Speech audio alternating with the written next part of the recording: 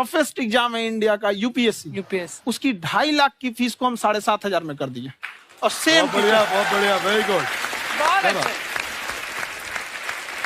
और इंडिया के सबसे बेस्ट टीचर के साथ जो भी हैं वो अपने सब्जेक्ट में उससे बेस्ट इंडिया में कोई नहीं। और इतना के बावजूद ऐसे हम लोग को लगता होगा 7,500 बहुत कम है। एक लड़की ने कहा कि सर शाम वाले बैच को ना मॉर्निंग में कर दीजिए। हम कहे बाबू तो इतना सबके इंडिविजुअल से तो बैच ट्रांसफर नहीं, क्या प्रॉब्लम है? उसने कहा ना शाम में हमको दूसरे के यहाँ बर्तन मांजने जाना होता है। तो हम लोग को लगता है कि जितना ये तकलीफ इससे कई गुना ज्यादा है। और कई बार तो ऐसा लगता है कि वो भी ना ले। एक लड़का बेचारा नदी से बालू निकालता था और वो बालू को भरता था, फिर नाव बालू को किनारे लेके बेचती थी और वो बालू भरता था, उससे मेरी फीस ले आया। हमारा हाथ कांप गया, हम कैसे फीस ले लेंगे यहाँ पर। बहुत बढ़िया।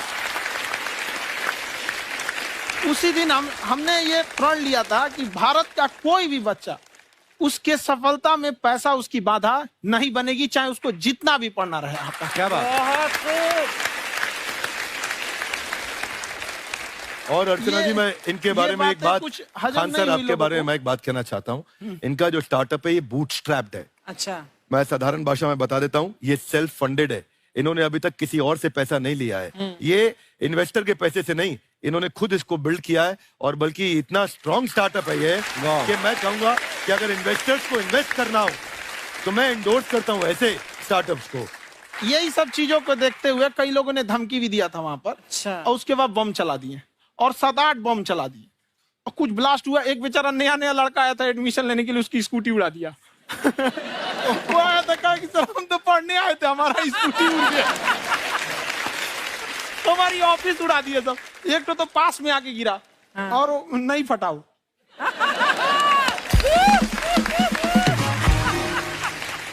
बाद में बहुत सारे लोग धमकियां दिए, लेकिन कहते हैं ना सूरज कितना भी तेज चमक ले समंदर नहीं सुखा सकता। वाह वाह वाह, क्या बात है। मैम एक्चुअली ये फीस कम करने का एक और रीजन है। 2.5 लाख 3 लाख की जो फीस में सब लोग पढ़ाई अफोर्ड नहीं कर पाते। इसलिए वो कुछ ही लोग अफोर्ड कर पाते हैं, तो उनका मेंटल लेवल तो बहुत ऊपर चला जाता है। लेकिन एक पूरे देश का मेंटल लेवल थोड़ा सा स्टेबल नहीं हो पाता।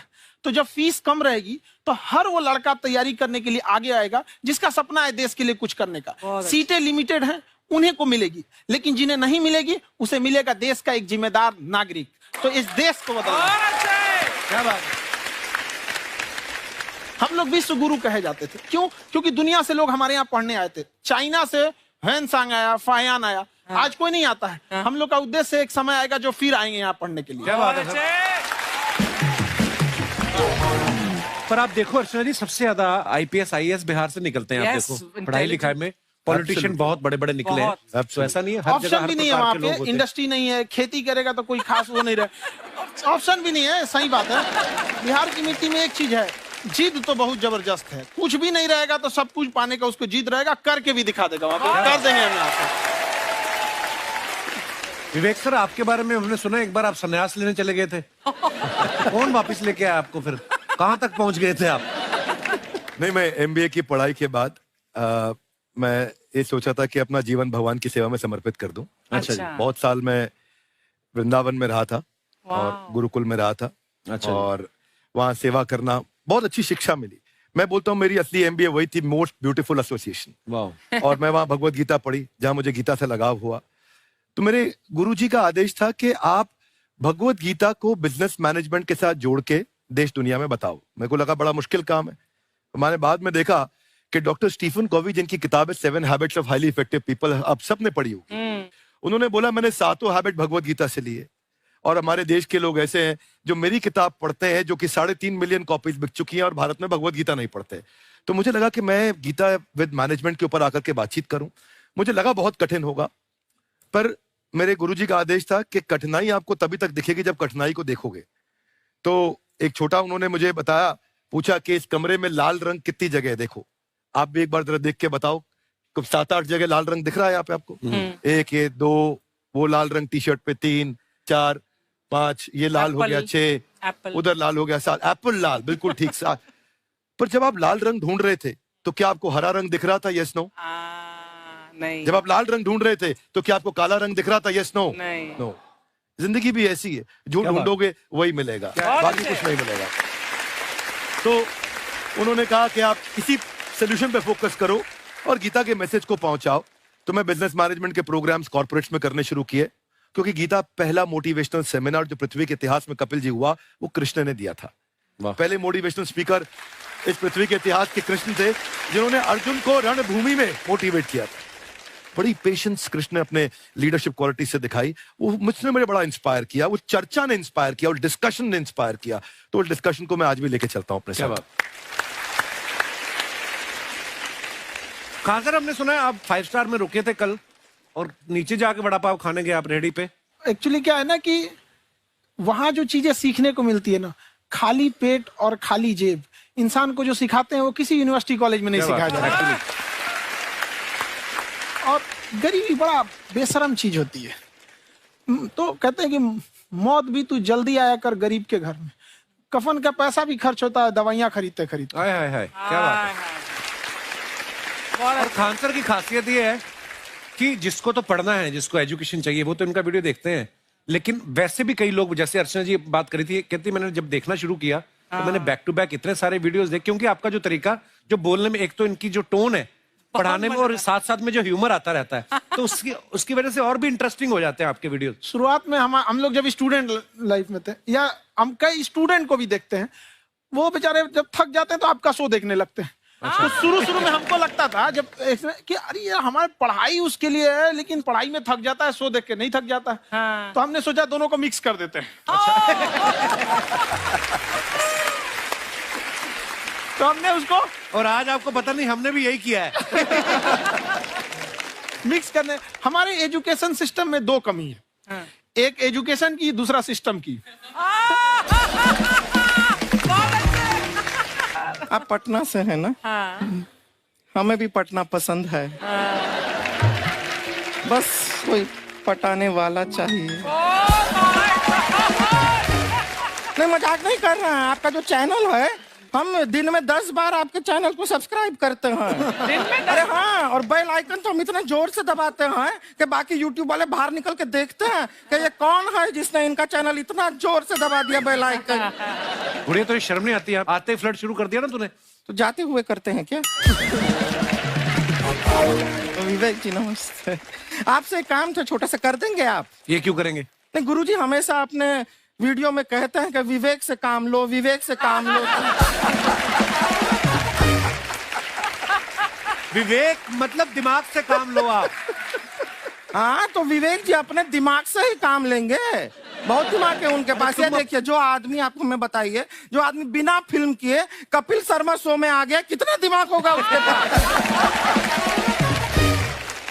लेकिन एक बात है जिसकी वजह से हम आप तीनों से नाराज हैं। क्यों? क्या बात? हर चीज में मोटिवेट मोटिवेट मोटिवेट क्या होता है? सच कह रहा है, जब भी ये शब्द सुनते हैं हमें लगता है कोई हमें चिढ़ा रहा है। बदल दीजिए ना, खाली मोटिवेट बोलना ही क्यों जरूरी है? कुछ और कीजिए। रोटी वेट, छोटी वेट, पतली वेट, कुछ भी बोलिए, मोटिवेट हटाइए। तो गुड़िया, तू भी एक्सरसाइज किया कर ना, देख डॉक्टर साहब ने कितना वजन कम किया है, तू भी कर ले। ठीक है, फिर मोटिवेट से ही चला लेंगे। लेकिन मोटिवेशन कोई बुरा बात नहीं है।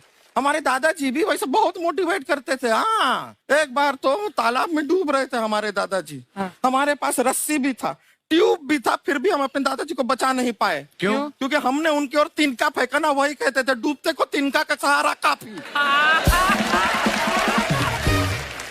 नहीं लगा सहारा, दादाजी बुड़बुड़ बुड़बुड़ बुड़बुड़।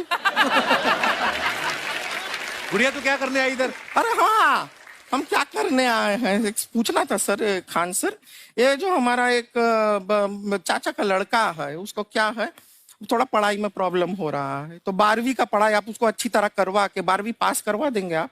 करवा देंगे, वेरी गुड, बात कर लेते हैं। हाँ, राम सरोवर, देखो हमारा बात हो गया है। ये 10वीं जो तुमसे नहीं दिया जा रहा है वो नहीं देना है।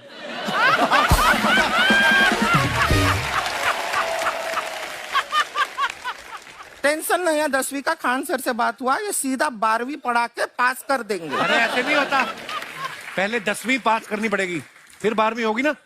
ऐसा कोई जरूरी नहीं है ये सीक्वेंस। हमारे मौसा जी थे, उनसे ना 10वीं हुई ना 12वीं हुई, अभी 3 दिन पहले सीधा उनकी 13वीं हुई। एक्चुअली क्या है, पढ़ाई लिखाई का हमको बहुत ज्यादा नॉलेज है नहीं, गांव में पढ़े हैं ना सर। स्कूल कहाँ होते थे अर्चना जी, गांव में स्कूल नहीं था, पेड़ के नीचे पढ़ते थे हम। यहाँ तक कि हमारे पास ब्लैक बोर्ड भी नहीं था, हमारे मोहल्ले की जो भैंसिया थी उसको खड़ा करके टीचर उसके ऊपर लिख के पढ़ाती थी। मजाक नहीं कर रहे हैं। और आप तो समझ रहे हैं, अभी ब्लैक बोर्ड की एक अटैच डस्टर था बैक बोर्ड का, समझ रहे हैं ऐसा, वो पीछे से आता था, लिखा हुआ मिटाता था और चला जाता था। ये तो कुछ भी नहीं है। एक बार क्या हुआ, हमारा स्कूल शुरू हुआ, शुरू होते ही 2 महीने के लिए छुट्टियां हो गई। क्यों? ब्लैक बोर्ड ने बछड़ा दिया था ना। तो वैसे आप लोग ना इतने ज्ञानी हैं, सब कुछ जानते हैं। आपसे एक टेक्निकल सवाल पूछे। एक बार ना 4 दोस्त थे, 4 दोस्त, साम दाम दंड भेद। वो डिसाइड करते हैं कि चलो एक गेम खेलते हैं, तो टीम्स बनाते हैं। तो साम दाम ने एक टीम बनाया। इस पे भेद को बहुत गुस्सा आया, पता है क्यों? क्यों? क्योंकि भेद को दंड मिलाना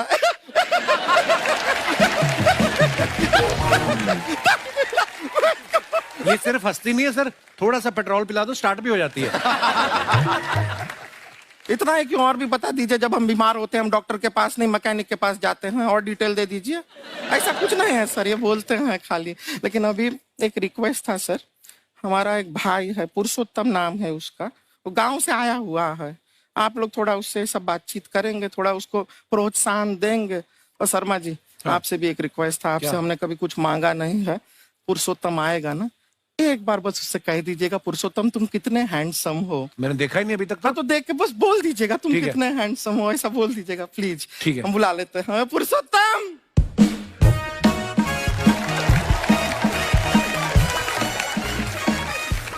ये पुरुषोत्तम है। वाह, तेरा भाई बड़ा हैंडसम है।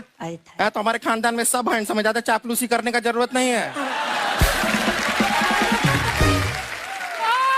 देखा हमारा यहाँ पे कितना चलता है। एक नंबर दीदी, एक नंबर। सब लोग हैं, नमस्ते कर दो। ये बड़ा अच्छा लड़का है, गांव में ना भैंस चराता है, इसको थोड़ा मोटिवेट कीजिए ना।